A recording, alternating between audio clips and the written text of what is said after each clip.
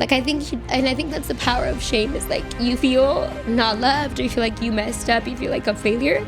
But when you're free of that, it's just like God is saying, like, I just wanted to love you, like, and I can't love you if you don't take off that mask. And we think, okay, I'm gonna confess it, and then something, natural consequence or something bad's gonna happen. I just have to deal with it, right? People that have shame are like, I can't show my true self. People are not gonna like me. I don't even like me. I felt like a failure. I feel like a failure. I feel like I'm a fraud. I feel like I'm a fake. I've been doing this for so many years. Like, there isn't anybody more faker on earth than me, myself. Like, there you go, putting yourself down. There you go, just the enemy's just feeding off of this. Just like, yep. You're doing my job for me. Welcome back to the Better Everyday Podcast, where we're unlocking our best self one episode at a time. My name is Grace Garcia, and this is my co-host, my husband, my partner in life, David Garcia. Yo. So, just how we've been starting every single episode. Any updates? What's happening in your life? Anything you want to share with our followers? Not too much. My life has been pretty normal this last week. I don't think I have anything notable. Ankle is still, you went to the doctor. Oh gosh, yeah, that's like a whole story.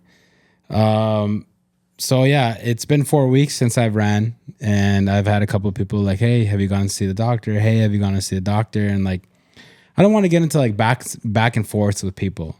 So in my mind, I'm like, I don't want to go to the doctor. It's going to be a waste of time. Mm-hmm. But again, I don't want to go back and forth with people, like that are trying to help, showing love and concern that way, So I'm like, yeah, I'll eventually get there. But after week 4 of not being able to run, I'm like, all right, I'm going to cave. Like 4 weeks is a long time for, like, I've rolled my ankle before, I've sprained it. And like, I know that's like 4 to 6 weeks. This time it wasn't sprained. There was no bruising. There was no swelling. So I'm like, how is this 4 weeks? And now that I hit week 4, I'm like, okay, might as well go get it checked out. I'm hoping, I did go in hopeful. And I went to this place, I looked it up. It had great reviews. Doctor had great reviews. Go in, they did an x-ray. They got me in really fast, shout out to our PPO. They got me in super fast, did an x-ray. The doctor came in. She was like, hey, I read your note, but let me know like what's going on. I let her know everything. She touched my ankle. She's like, does any of this hurt? I'm like, no. She's explained to me like what's going on. And I explained it and she's like, yeah, I think I'm going to order an MRI because right now I have no idea what's going on. And I'm just like, I deflated. My bubble got deflated. I'm just like, came here for answers. And I lost an hour of overtime at work to make this doctor's appointment. So for me to lose that and then go with hopes of I'm going to get an answer. Like I was telling somebody today, I don't even care if they were like, you're never going to walk again. Like I just wanted to know like what is going on so I could like, accept it and just like, okay, I'm going to have to deal with this, Yeah. But like for her to be like, I have no idea. And then I was just like, should I run? She's like, well, if it hurts, I guess not. But if it doesn't hurt, I guess run. And I'm like, so I might run, make it worse. And then like, it was just so annoying.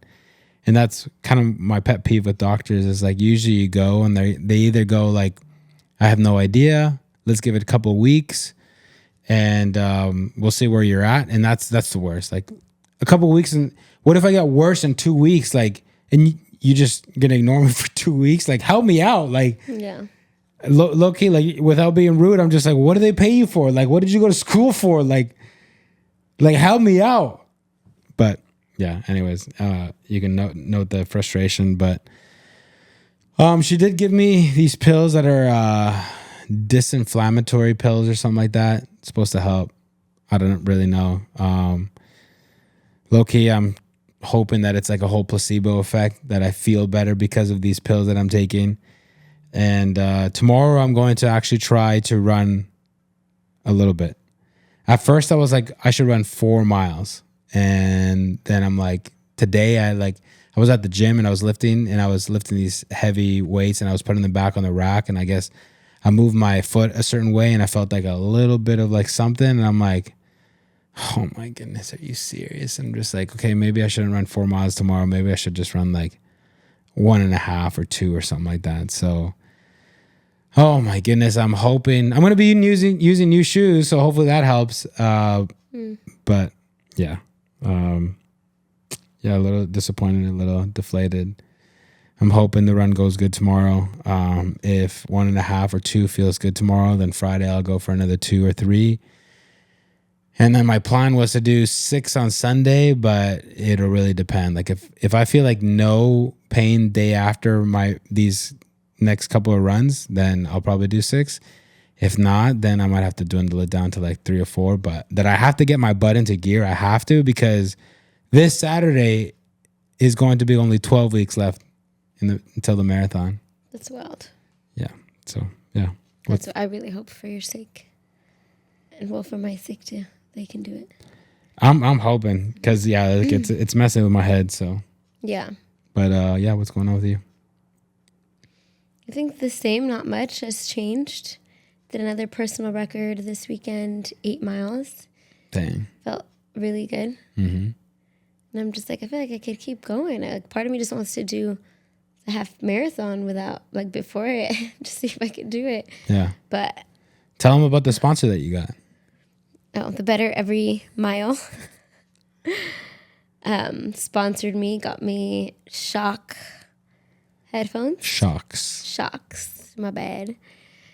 Shocks headphones, and then a Garmin heart rate monitor.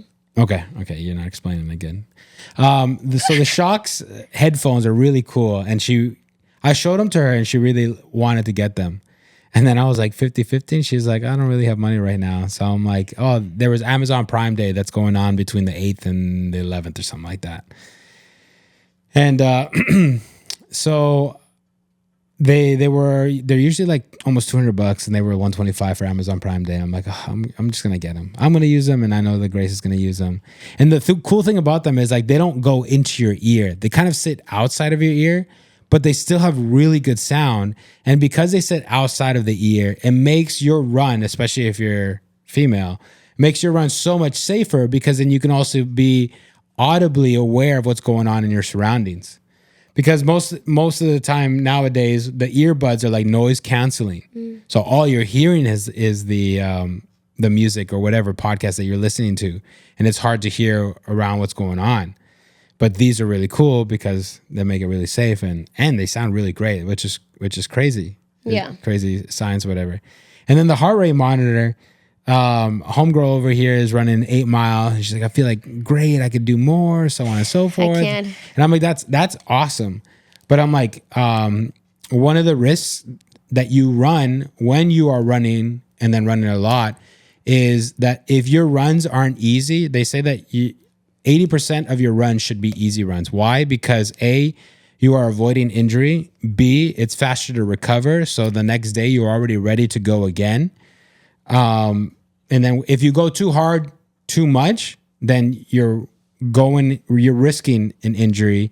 You're risking overworking yourself. You're risking kind of going into the gray area where you're not really growing anymore. You kind of just you're not even staying stagnant. You're kind of like going backwards because you're overworking your body. So I told her it's very important for you to get a watch or a heart rate monitor. And again, she was like, I don't really have money for that. I don't know when I'm going to have money for it. And I'm like, okay, the Better Every Mile will sponsor you, and we'll get you the very best heart rate chest monitor, which she used today. And the funny thing is that she comes back, she's like, it's impossible to stay in zone 2. It's so annoying. I mean, to be honest, when I do like my 3 miles and stuff, those don't seem easy, but I think it's a head thing. I think I got bored of it or whatever. Mm-hmm. My long runs do seem easy. I'm like, I could keep going. And maybe it's my head, I don't know. So I was like, okay, I'm going to be doing this 3 miles. I'm going to make it under my zone 2. Like, I already was aware I was going to have to run a little slower. Mm-hmm. But no, usually my runs are like 11:30, 12. I think I got improved to like 12. And I wonder how fast your heart rate was in those times. And today was like almost like 15, 30, almost 16 minutes. No, it was 15. Mile. You're exaggerating. It was a 15. It was like 15:40. That's so slow. And literally, like, I'd have to walk to get it to zone 2. I'm like, this is so annoying. And I told David it could be because I got a jogging stroller. And so I was like pushing it, and maybe my body's not used to like pushing something while I'm running. But there was a moment where I was like uphill incline, and just walking uphill with the stroller made me go over zone 2. And I'm like, no, hombre, like I'm so annoyed. But the thing with that is so many factors go into that. If you're not properly hydrated, your heart rate goes up. If it's too hot outside, your heart rate goes up. If you're ill, your heart rate goes up. Like if you had a hard workout the day before, your heart rate goes up. So like there's so many reasons why your heart rate goes up, which is pretty crazy. But yeah. Yeah, so that was a little disheartening. I'm like, what the heck? Like, because yesterday I went to physical therapy, and again, she didn't even check me. She was like, you've been doing good. Let's just do your strength training workout. So I worked out for like an hour. Usually it's a little less because she checks me, has these conversations. So is it like not really like physical training anymore? Is it just straight up like a personal trainer now? Kind of, and I am loving it. For like, don't tell my insurance. For like $9 a week? That's pretty good. Yo, she's amazing. Like, she just loved that I said I wanted to go running. Yeah. And again, she's a runner herself, and so she's like, bet I'm gonna get you there. Yeah. And so we did workouts, and I felt stronger. Like I was just happy. I'm like, I'm feeling stronger. I feel like I'm noticing a difference. And so it's crazy how like in your journey you could be feeling so strong the next, and then today you're just like, what the heck? I can't even be in zone 2. I'm like walking. And so Friday I'll try again with the heart rate monitor without the jogging stroller to see if that makes a difference. You have to be hydrated as well. Yeah, I kind of do suck at that department. And then Saturday, my goal is with shout out Nancy, is to do with her, I think we're doing 9 miles. So. Oh, also carbs. If you don't have enough carbs, your heart rate's going to go up. Yeah, so it's just so annoying. But that's... You got to be locked in. I'm trying. Baby steps. Baby steps, and you've gone from like 3 miles to 9 miles in like 2 weeks. Yeah, I mean, if you want to be that type of locked in, you got to be that type of locked in. I guess. I do think for me, it's a mental thing. Like, I'm not the strongest person, but I feel like if I set my mind on something, like I just do it. Okay, we'll set your mind on getting your water and get your electrolytes in, get your carbs in. Yeah, I have to do that. Okay, but let's begin this podcast, shall we? A couple weeks ago, was it already 2 weeks ago? A couple weeks ago, I went to a women's retreat that our church hosted. Shout out to RTLA. They call like the Tribe Sisters Retreat. So I went away to Palm Springs, and it was something happened that in my life was like pretty powerful. And I came back home like super excited, and I told you, and I was like, you know what, we should do a podcast about this because I think a lot of people deal with shame, and truly until you get to the other side, you're like, oh, that felt like just a weight off your shoulders. And you don't even realize the baggage that you're carrying because you get so used to it. Yeah. That until it's lifted off, you're like, wow, I felt better. And so I'll talk about that, about my experience. And I hope people, maybe you're just chismoso and you like the story, the lore, but hopefully you again see the importance, the power, I think, of shame and the importance of letting go. So that's what today is. But first I want to ask you, before I go into my whole story, have you dealt with shame? I feel like I think you should tell your story first. Yeah? Yeah, that's going to lay down the foundation of context. Okay, we'll lay down the story first. So what happened? So we were listening to a few speakers, and there was Pastor Sandy. I don't know if she watches our podcast, but she was talking about shame. And there was like different levels to shame. And I think there was 4 or 5. Sorry if I don't really remember. But I remember her listing them off, and I was like, that first one, no, I didn't like, what is it? Relate. Second, I'm like, no. third, like I didn't relate to almost any of them until she hit the last one. And I was like, oh, I do relate to that one. And I wonder if I have it. But there was a time for ministering after. And then they basically like said, like, if you feel shame, like you can go up to the front. And God spoke to me and was like, go to the front because you've been dealing with shame. And in my head, I'm like, what the heck? Like, I haven't. And he brought into my mind an event, which I'll talk to the end because I want people to stay tuned. And so I remember going to the front and I was like, okay, God, I guess I do have shame in my life. And I was like surrendering it to him. Like, I don't want anything. I don't want anything to hold me back. And I hear him like tell me, okay, like if you're surrendering this shame to me, like I want to see action, right? Like I don't want you just to say it, but do it. And so, and I was like, oh, I can tell anyone, like I'm free, whatever, right? And he's like, okay, tell Melody, your sister. And that's what I was like I hesitated because for me, I think if you're an older sibling, you probably relate. But for me, it's like, I need to be a good example. In my head, I've been a good example and I feel like I am a good example. And so there's like this weight of kind of not being perfect, but this weight of setting good example, being a good role model in all areas of my life. And so I was like, oh man, like she has this image of me and I'm just going to destroy it. Right. Okay. Let's pause right there. Because you kind of explained it, but I think there's more to it. Because my question was, what is the difference? Because you said, oh yeah, I can share this with anybody. And that you felt God was like, no, share it with your sister Melody. Mm-hmm. And so you explain, well, she has this high expectation of me, or she sees me in this high way. And that's kind of what caused you to like hesitate. But yeah. Do you think there's more to that? Because right now you're painting it, because she sees me at this high level, I don't want to let her down. Yeah, or I think part of me is, as dumb as it might sound, is like I've kept this facade for so long. Like, why now? So, isn't that kind of crazy though? Like with strangers, you're like, I'll take off all my masks. Mm-hmm. I'll show everybody anything. But with the people closest to me, which is like your sister, it's really hard for you to take off that mask. Yeah. And so what you're saying though is that you kind of were protecting her, that you weren't protecting yourself. But my question now is, if we dig a little deeper, were you protecting yourself? And right now you're chalking it up to, I was protecting her. Oh, for sure. I think it's both of us.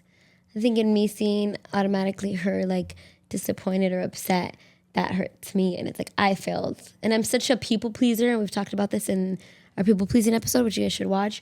And like a go-getter. And so that label of like, I failed, I think it weighs more on me than other people because of this like people pleasing, like I need, and words of affirmation is super important for me. And just like this go-getter. Mm-hmm. And so I for sure think it would hurt me. And there was a mask to protect myself as well. And so the other thing that I hear you saying as well is that if you would have shared this with a stranger, well, let me ask you, if you would have shared this with a stranger and they would have reacted negatively, how would you have reacted?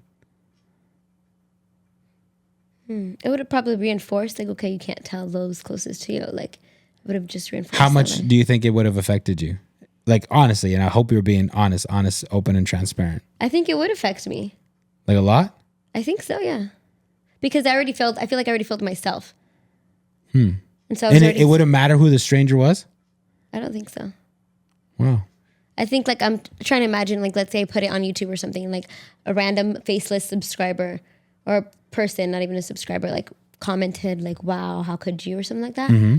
I think because I already failed myself and I already felt like a failure, they're just drilling that like you are.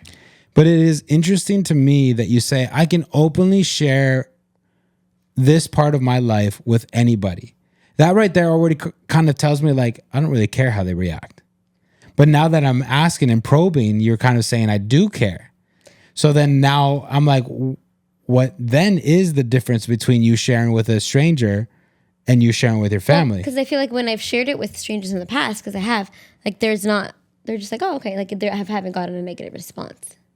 Oh, okay. So you openly share with strangers because you believe that they'll have a positive response. Like you haven't Not had a positive, negative. yeah. You haven't had a negative response.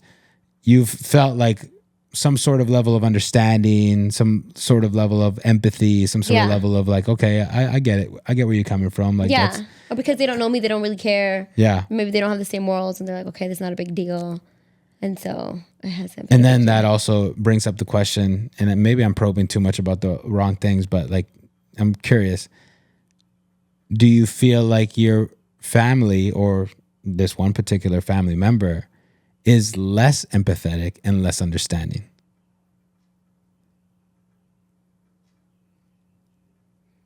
I don't think so. Because let me just like paint what you've said. I can share with whoever. I asked you why. You said, I haven't had a negative reaction from anybody. So I feel free to be able to share this and know that I'm not going to get like something that's going to make me clam up. Yeah. But with this family member or family members, I don't want to share because, and then you said, I'll let them down, how they react. So that kind of like tells a story of you don't think that your family is that empathetic or that loving or accepting or Maybe, but I just feel like because I've gone for so long not sharing it, like it kind of makes it worse, you know, where it's like you've already. because okay, in simpler terms, like this didn't go exactly how I thought it was going to go. Because again, what I heard when you said I could share with anybody was I'm secure enough in myself that if somebody I don't really know has a negative reaction, then it's not really going to shake me at all because, you know, it is what it is. They're going to have their own reaction. They're not close to me.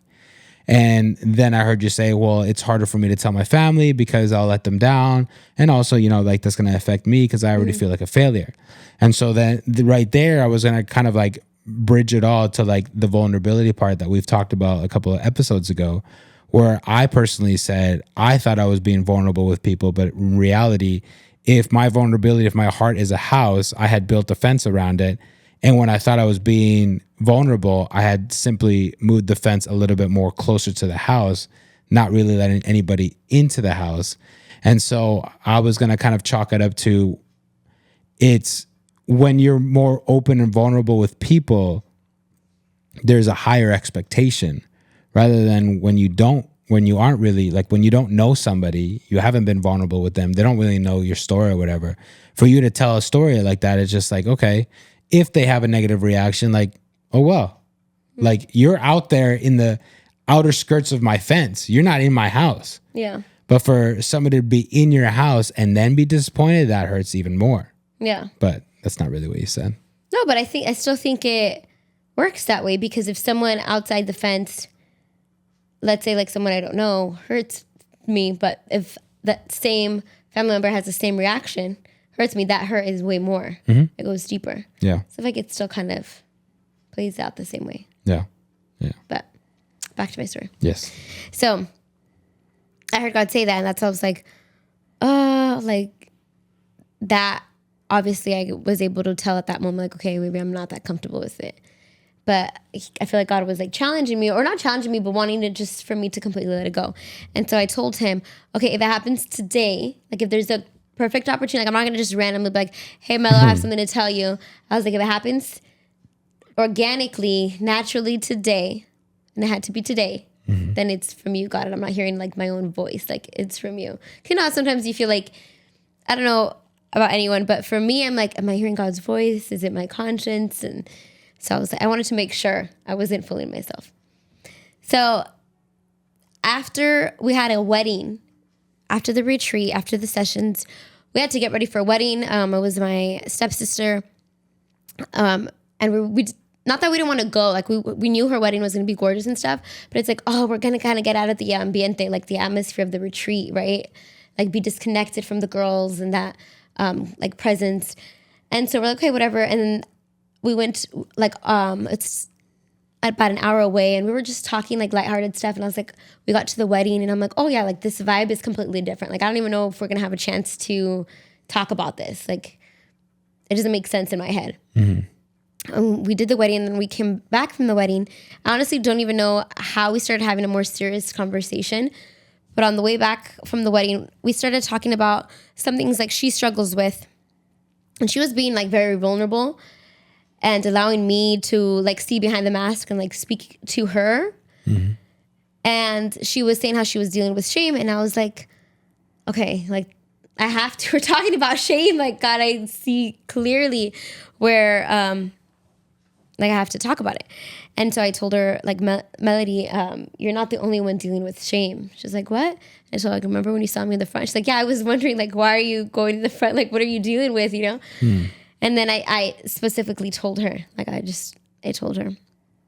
And she had no idea. She was like, her response was like, I love you. Like, there's no way you can disappoint me. Like, I see God's story in you. Like, she was nothing but loving, right? So then that was, again, we ended up talking for like 2 hours. That was the night before. That next morning, I wake up at like 6 to do a run. So a little bit earlier than 6 to do a run. And mind you, we fell asleep like at 2 a.m. So I did not want to do this run, but I already made plans. I do a run. I am exhausted that I decide to take like a nap. I want to take a nap. And Melody wakes up, she gets ready, and she's like, hey, are you going to come with me to the first session or whatever? And I didn't want to because it was not even a session anymore. It was like testimonies and like wrapping it up, right? Because it was the last thing before we leave. So I was like, no. And I was like ignoring her, like, you can go. And I already went to prayer that morning too. They had a morning prayer. So I was like, oh, I'm good. I already got my prayer in, my worship, did my reading, my Bible journaling. I'm good. And she just like wouldn't budge. Like she was just sitting on the bed. And I'm like, you can go if you want. She's like, alone, like very passive aggressively, like not trying to annoy me, but just being passive. Like, I want you to come with me. And in my head, I'm just like, no, I don't want to go. I'm exhausted. And so fine, I felt bad. And I'm like, do you want me to go with you? She's like, yeah. And I'm like, fine, I have to take a shower. And she doesn't like being late at all. And so when I was hoping that if I said I have to take a shower and stuff like that, like she'd be like, okay, forget it. You know, you're going to be too late. But surprisingly, she was like, it's okay, I'll wait for you. So I was like, what? Like, she's not going to take no for an answer. So in the shower, I was thinking, like, watch it be those moments where you really don't want to go and then God does something spectacular. Because that almost always happens. But I'm telling you, I really didn't want to go. Like, I was determined that I already thought I wasn't going to go. So whatever, I go. And they start doing testimonies. And mind you, they already like planned, like people already knew who was going to speak, right? To give a chance, like, hey, or I think they asked like what's the testimony, and so the girls could know, be prepared, right? Not like be shy or embarrassed or anything like that. I think they had like 2 girls prepared for testimonies, and the first went up, and then they called the second, and the second one was like, I don't know if she wasn't there or she was late or something, but as soon as they're like, oh, she's not here, okay, and she's a pastor started looking into the crowd, like I honestly felt the Holy Spirit telling me, get ready because I'm gonna call you. And I was like, what? No. I was like, yeah, get ready because I'm gonna call you and you're gonna have to like confess everything to everyone. Like you said it was just Melody, but now I want you to see for yourself that you've completely let this go. And like what other better way to prove it to yourself that you're free of shame than just confessing in front of everyone. And I was like, no, there's no way she's gonna call on me. Like she's gonna call on like newer people or like people that's very close to her. And nope. Yep, she's like called me and I was like, I knew it. Like I just knew it. It was crazy how God and the Holy Spirit was like speaking to me that whole weekend. And so I got on there and I was like, I knew that I didn't want to be those people who kind of went around the bush or said, like, I don't know if you guys have heard pastors or leaders to say like, they did something or someone did something and they just never talk about it. And you're left wondering like what happened to your imagination, maybe go worse. And so kind of like what you're doing right now. Yeah, but I want people to like get, like I'm going to say it. But and so I was like, okay, I'm not going to be that person. And so I straight up told everyone. And basically what was confessed to Melody and to all the women there, I think it was like 300 plus women, was that I got married. And in my family's eyes and everyone's eyes, it was like, I got married and then I was going to lose my virginity to you. And that wasn't the case. When I walked down the aisle, we've already had sex. I lost my virginity at 19 with you, but that was something like my whole life obviously frowned upon. And I do think 100% fornication is a sin. And so in my mind as a young girl and young lady, I was like, I want to wait till marriage. And that didn't work out. And it wasn't your fault. Like, I remember you being, and my mom always told me, a man will go as much as you let him. Like, it's kind of on you. And I just like asked for it. And you were like, okay, like, you're not going to say no. It takes two to tango. It's like it was my fault because I feel like you would have respected me if I said no, I didn't want to. But I didn't like tell anyone. So in my head, I felt like that burden of like, I am a fake. Like, this is all a lie. And so I said that to everyone, and I was like, I know for some people it might not seem like a big deal, but like for me, it's a huge deal. And I just want to get rid of like the shame. Mind you, it didn't even cross my mind as I was like confessing to people of who could be in the audience. Like, I just was narrowed in, like, I have to tell my story. And I completely forgot. And the reason why I think it's so important, because like God and I might cry, like I think I think that's the power of shame, is like, you feel not loved, or you feel like you messed up, you feel like a failure. But when you're free of that, it's just like God is saying, like, I just wanted to love you. Like, and I can't love you if you don't take off that mask. And we think, okay, I'm going to confess it, and then something, natural consequence or something bad's going to happen. I just have to deal with it, right? And I thought that for so long. I was like, the beginning of our marriage was so difficult. And you guys can go back to, I think, one of our first marriage episodes. And I kept telling myself, like, well, I'm going through this because it's like a curse. Like, I deserve this because I sinned. And so this is my natural consequence. We're going to have a tough marriage. And so I didn't know what to expect, but what happened, I could have never imagined. And so I didn't realize in the audience, there's people who were from my previous church. And so as soon as I came down, my best friend, Carrie, like, came and hugged me, and she was like, I love you so much. I'm so proud of you, which I needed that so much, like that comfort. But then after, it was Dalia, which is my mom's best friend. And again, if you guys don't know, but I'm sure everyone knows, my mom passed away, and I kept saying, like, I wish she didn't, because we would just be becoming best friends. And I had a feeling that if she was still alive, like, I would have confessed to her. Like, it would have gotten to a point where I felt like I could have told her everything. And I know that if I told her, like, I kept telling myself, like, what would have happened if she found out? Like, she would have still loved me, but how would that have worked out? Like, I would have never known, right? And so I, like, had that of, like, she passed away, and I couldn't come clean to her. And so Dalia, my mom's best friend, was in the audience. Again, it didn't even cross my mind. And she came up to me, and she hugged me, and she, like, just told me in my ear, like, your mom knew. Your mom knew, and she loved you anyway. Like, she saw you as a daughter, and she never changed her view of you. And I didn't even know that I needed to hear that. And I just thank God, because it just showed me, like, she still gave me the wedding that I wanted, even though I felt like I didn't deserve it, and the love and the support. But I felt like, it was such a fake, like, I shouldn't get this. Like, who am I? And it just shows that God is like, no, like, you sinned, but that doesn't define you. Like, you're still my daughter. You're still her daughter. And so I just thought that was a powerful experience to me. And I'm like, okay, God, like, I understand now why you say, like, completely give it over. Because in my head, I didn't have shame. In my head, I was like, oh no, there's this thing I haven't said, but I can tell anyone. I can tell people from the church, because they didn't know me my whole life. It's easier. They don't have this expectation of me. Yeah. But telling my sister for some reason, or like telling people from my past life, like before marriage era, then I would double think it. And I think God really wanted me to be like free of that shame, and to see, look, this is what's on the other side of confession. It's not guilt. It's not slavery. It's not consequence, but it's true freedom, and it's love. A love that you didn't even know you were lacking. And so that's what happened in that retreat. And I thought, I came back like super excited, because I'm like, I never would have seen that happen that weekend. And it was crazy how it all played out.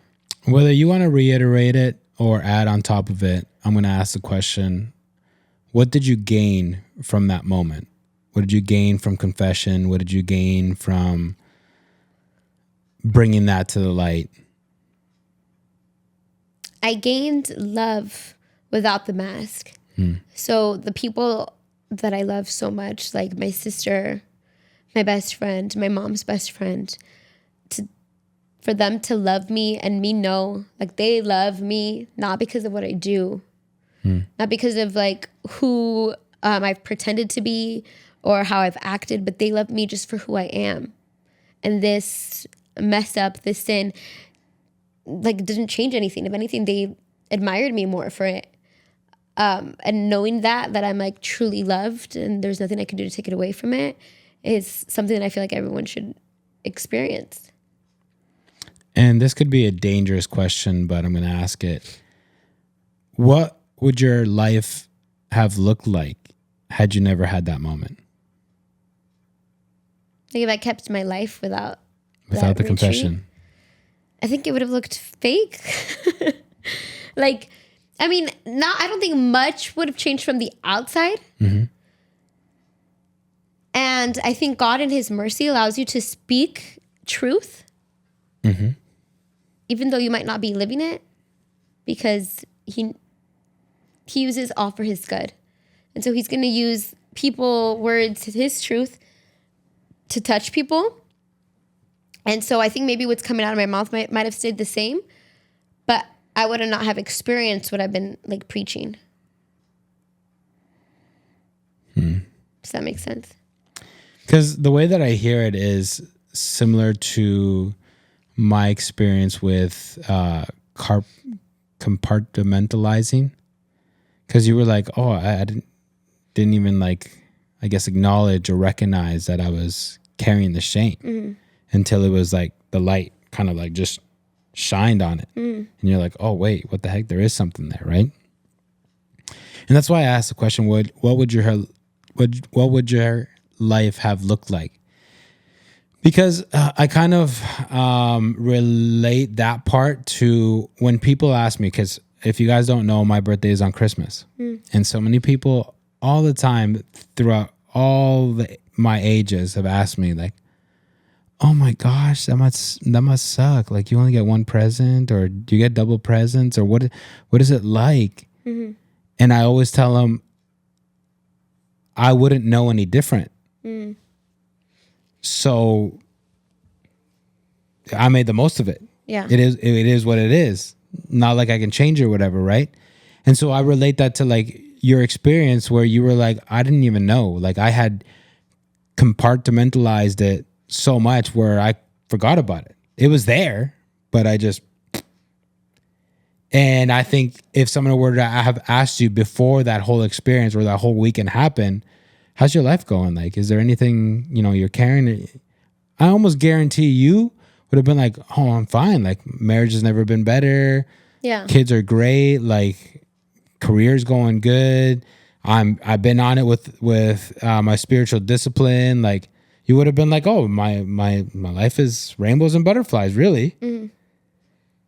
And so that's why I asked the question, like, what would your life have looked like? Like you see your life right now on the other side of the fence where the grass is greener. But had you never made that decision to obey, because it was all obedience, had you never made that decision to obey, what would your life have looked like? Do you think eventually it would have festered up? Or like if that topic of shame, like, which I do believe that, it was a God timing moment, right? Like you and other people needed to hear those messages that you heard on the weekend, right? But had you, whatever, like at one point you weren't even sure if you can like afford to go, like, had you not made the decision to go, let's say, and you would have never known, like it would have never like shined on you or whatever. Like, what do you think your life would have looked like? Do you think eventually God would have found a way to like shine that on you and like kind of call it out on you? Or do you think you would have just kept it in the back like forever? No, I think God in his mercy and grace for sure would have shown a light, because I always, like in my devotionals, like God, like purify me, make me better, like create in me a pure heart, whatever. I don't even know, things I'm not confessing. That's been my prayer. And there has been, well, it's not like it was in the basement in a box within a box. Because there'd be moments where I like thought about it. I'm like, oh yeah, that. Okay. You know? But I don't think I felt like super duper convicted about like, oh, you have to share it right now.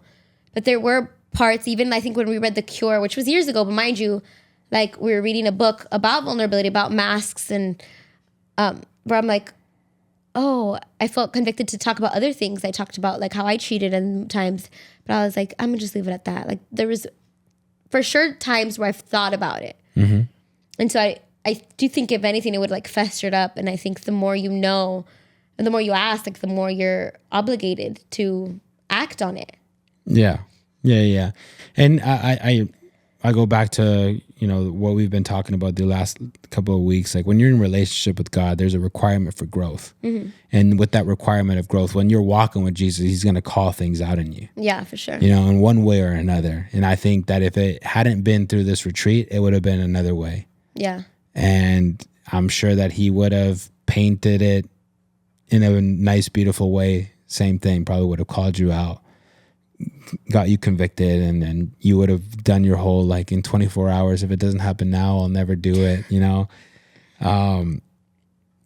But it is beautiful. And so my question to you, which is probably a little bit easier for you to say now that you're outside of the box, because I always say, like, to give your opinion, to give advice, it's so easy to do it outside the box. But when you're inside the box, it's a lot different. It's a lot harder. Yeah. It's a lot less clear, right? And so, like, when you said, I asked you, what did you gain? You said, I gained love, right? And I think every single person that you were scared that might turn on you or might give you a negative, like, feedback, I think people who truly love you will love you through it all, right? And so really what really happened is not that you gained love. That love was always there. It's that whole principle of The Cure where you took the mask off finally, and you finally got to, like, receive that love, where you felt like the mask was the one receiving the love, the mask of just, like, pretending to be somebody that you're not. And you said it, like, I was just faking it. Like, I was just, you felt like a fraud or whatever. Like, it didn't feel real. Yeah. And it's not until you take that mask off that you realize, oh, these people with or without this mask love me. But I feel it when I fully show who I really am, right? Which is very beautiful. But what advice would you give to somebody who is dealing with shame now? Like, I mean, and I'm sure that you're going to say, hey, confess, share it, just realize that you're wearing a mask, but again, if I were to have told you, I think, if I were to have told you before your whole retreat thing, you would have been like, a lot more resistant, I think. Yeah. And I feel like the way that it happened, you were already vulnerable to something happening, right? Especially when you go to, like, retreat, you kind of, like, open yourself up, and you're usually just like, whatever's going to happen is going to happen. I'm with it. Whereas, like, everyday life, I feel like most people are a little more closed. Like, they're not, unless they're, like, really intentionally like, God, I could hear you or see you anywhere where I go, so I'm walking around open no matter where I go. But usually especially with American culture, you're always on, you're always working, you're always hustling. You're not really walking around like, God, where are you? I'm waiting for you. Like, let's go. I know you're going to talk to me, And so had I brought it up to you, or had somebody else, maybe you, during, like, the week or whatever, you would have been, like, a little more resistant. Like, nah, I don't know. Probably not. So what advice would you give to somebody dealing with shame or? I do think praying is super duper important. And I feel like so many people are like, oh, because you don't really, like, see a result right then and there. And it can be tedious, right? And feel one-sided at least. But even at the retreat, I said this to everyone. I was like, I was dealing with a lot of pride. Like, I was like, what can this retreat teach me? Like, because I've been to so many in my life. I've even helped create so many. Like, as a pastor's kid, the retreats, I don't want to say lose its specialty, but kind of. We're just like, been there, done that, right? Like, I was like, I'm going to support, because it's a nice resort. Like, I want to be with friends. I was like, I'm going to go in for community, right? And so You're even going there to relax. Let's be honest. relax in community. And even then, you bailed on the community to go to a wedding. but we did do community when we were there. That's a fact. But even though I feel like I didn't go with that posture of like, God, it's a retreat, I'm expectant. Like my job was like, this is testimony time. I'm not going to miss anything. Like I just want to sleep. I did pray before then, like for the retreat, like, God, may you move in the retreat, if not just for me, but for the women, like, may we see your hand. Like, I for sure kept praying for the retreat, for the pastors, for the leaders. And I think if you're dealing with shame or you're feeling convicted, like listening to this and you're like, okay, I want to be free, like praying to God. I think God, we see him in our head as this all-powerful deity, like maybe like Zeus or something, like with a thunderbolt, loose temper, because we've heard of like gods and goddesses that way in mythology where they just like fight all the time. Or maybe you've had a father who is very impatient and very out to get you. And as soon as you do a consequence, okay, you're getting punished. And a teacher, whatever, like we see people who in our life who should be role models as not what a conditional love looks like. And so I think we kind of are afraid of it. But I think like praying for it, saying like, God, you know my heart. You know that I want to be free of this. And so set the stage, like lead me. Like I do feel like he is a gentle, loving father. And so asking for that right moment, for those conversations, for everything to line up, to not feel like forced. I do think you're going to be uncomfortable because I was uncomfortable. I don't think everything's going to go easy because it wasn't easy to tell my sister to put myself in that situation, put myself in front of everyone, not knowing what the outcome was going to be like. I couldn't tell you what people were going to react. Like I was definitely uncomfortable. So it's not going to be comfortable. It's not going to be something that you know and you can predict. But I feel like if you include God and the Holy Spirit, you will see his gentle side and his loving side through it all. So is what I'm hearing you say that you must pray for the right time to confess? Not for the right time, but so that when you confess, you can feel him, you can see him. I don't want to say like... You don't think the simple act of confession will open that door? Yeah, I do. But I do think there's a faith aspect. Like faith without action is dead. And so people can just go like, confess, just that act. Like I just want to get this over with. And not the faith part of, God, I'm walking in this knowing you are this loving, knowing that you are. So I feel like we have to marry the act with the faith. Does that make sense? And I feel like prayer is just your faith. Because I feel like that we should have a rhythm of confession, to be honest. Sure. But we should have a rhythm of prayer. Yeah. So I think we should have a rhythm of confession to God, and we should have a rhythm of confession to, a selected few, And the reason why I say that is because, so one of the things that you said was when I confessed, I felt love. And I feel like what shame does is like builds this like 30-foot thick wall between you and love. And not only that, but if the analogy of a tree, I think that's in Psalms or Jeremiah or both, where the tree is planted next to the river, it sends out its roots, it gets, all the life and stuff from the living water. And I feel like shame also cuts those roots off of you, where you are no longer connected to the living water, where you're starting to shrivel up. And that's, some people might even say like, that's exactly what I feel when I have shame. Like, I feel like I'm not connected to God. I feel like I'm not connected to people. I feel like I don't feel love. I feel like I'm alone. I feel like I'm isolated. I feel like I have no place. I feel like I can't share anything with anybody. I feel like I can't be myself. And that can be super debilitating. And just imagine a tree without its roots getting its nutrients and its source from something. Like, it's going to shrivel up. It's going to die. And I feel like that's what shame does. And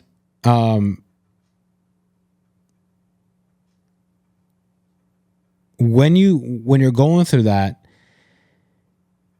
I think to practice the rhythm of confession is to continuously crack the wall of shame, to like literally push back shame and be like, I'm going to continuously practice this, although I'm scared, because to confess, there's fear involved. Yeah. I mean, when we talked about the topic of focus, and we were like, what is an enemy doing? Like, the enemy really has no power. The only thing the enemy can really do is steal your focus, because to steal your focus is to steal your direction. It's to steal, like, instead of you focusing on the things that God has placed in front of you, it's going to distract you in any way possible, right?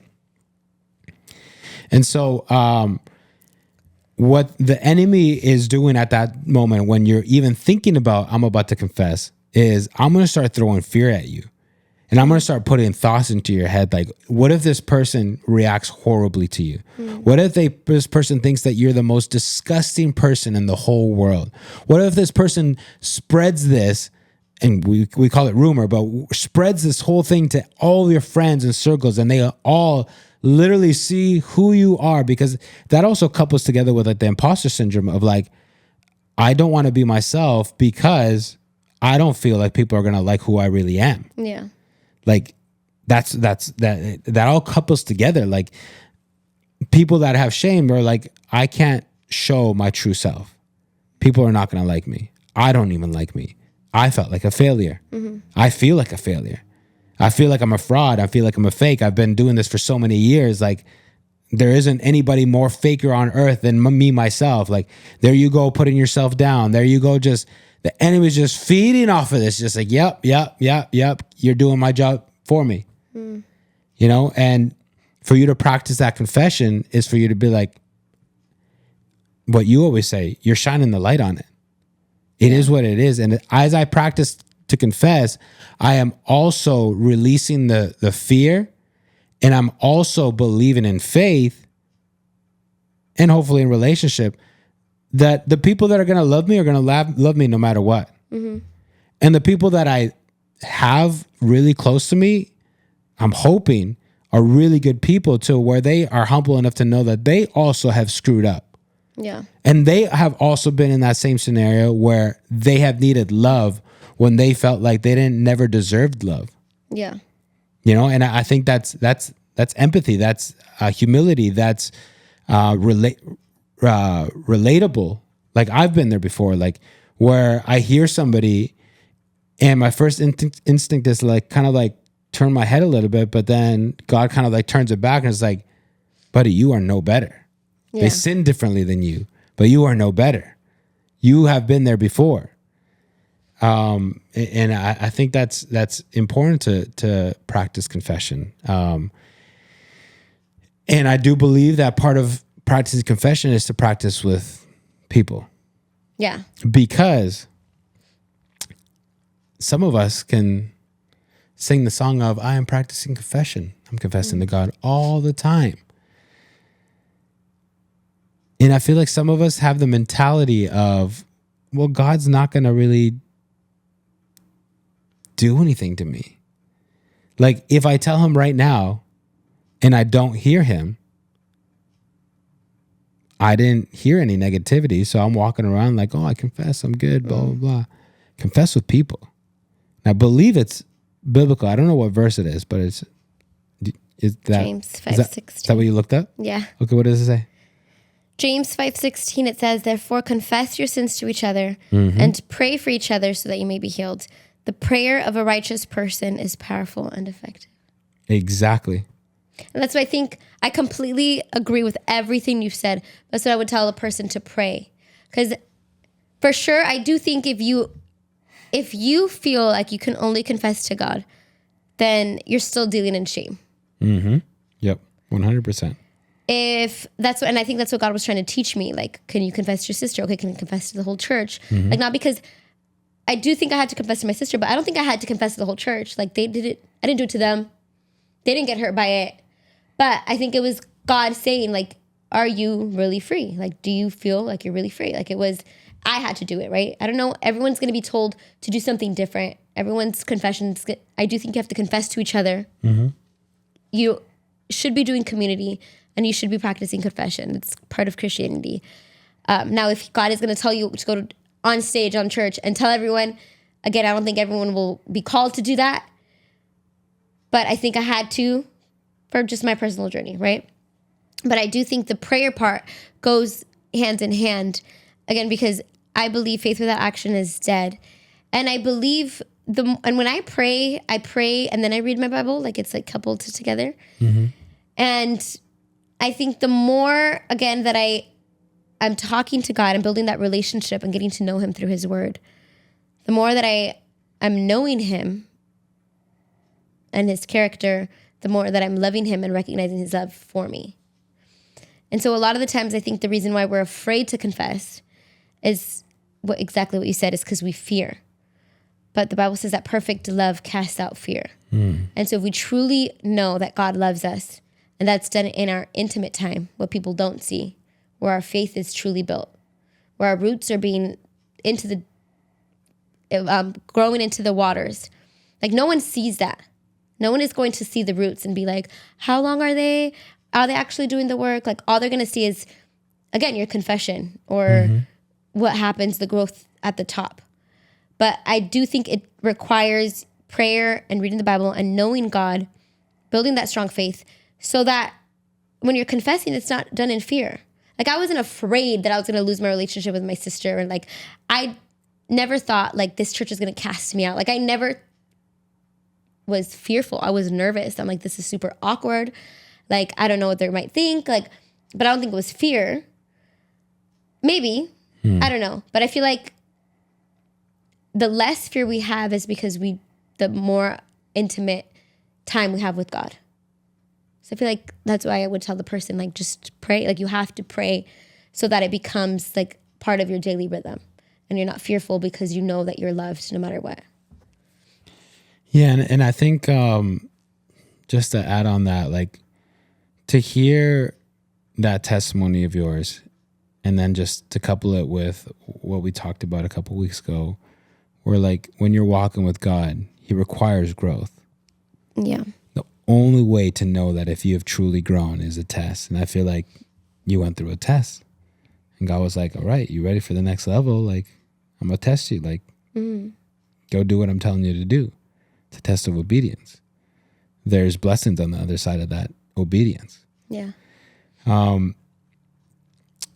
But yeah, I would just reiterate, like, you being in shame, you're in a place of like darkness, of shadows, of where you can't see clearly. And the moment that you confess, you step into clarity. You step into seeing exactly what it is.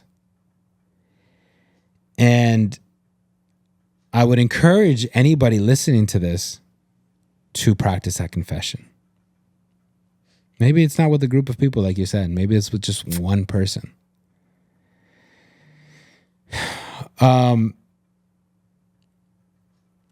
I think part of the prayer as well is maybe who should I confess to? Because then right now it's coming up like a scenario where like some people are like, oh, you want me to confess to somebody? Okay, cool. I'll confess to somebody who has a similar sin to me. And so they'll be like, all right, cool. That's not a big deal. I deal with that too. But you confess to somebody that was your family member, was really close to you, had looked up to you, and that you thought like she might not agree, or obviously not agree, but not like accept the sin that I just like, and the fact that I dragged it on for so long, like 9 years almost, that I never told her. Right. And so again, if you're walking with Christ, if you have a relationship, if you're reading your word, like God's going to speak to you in many different ways. So I would encourage you guys always to keep your eyes peeled, your ears ready to hear. But God is going to test you. And usually those tests are not easy tests. And what's funny is like, you were like, God, I'll give you 24 hours. This is like, no, I won't give you like a week. I won't give you like, no, God, like I'll give you these 24 hours. After that, I'm putting it back into the compartment. And like, I totally was going to. I'm going to leave it there. And like, I'm just going to assume, quote unquote, that you don't want me to share with nobody. Yeah, but it's not a big deal. Yeah. Which is crazy. But I think that God is going to test you with that confession. And that's one of the, I think, hardest things for a lot of us to do, especially in this generation that we live in, the society that we live in, where everyone wants to be perfect, picture perfect, video perfect, the social media aspect of it all. We only want to show the good stuff. We don't want to show the bad stuff. But it is so important for a generation of people or a select few of people to like stand up and start practicing this and start showing this to other people. Because then we can go back to being our authentic self. Yeah. Which many of us are not. Like you yourself said, I was walking around fake for 9 years. You couldn't have said with complete certainty, I am 100% authentic. You couldn't have without that confession.